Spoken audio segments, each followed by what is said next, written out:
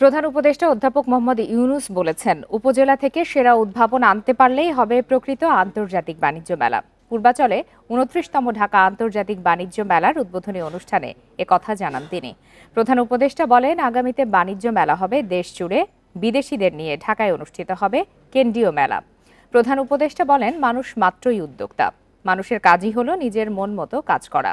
বাণিজ্য মেলা মানুষকে নিজের উদ্যোগকে ও সৃজনশীলতাকে তুলে ধরার সুযোগ দেয়। এই সুযোগ কাজে লাগাতে হবে।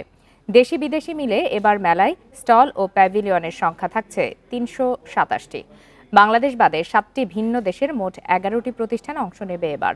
২০২৫ সালের বাণিজ্য মেলায় যুক্ত হচ্ছে বেশ কিছু নতুনত্ব।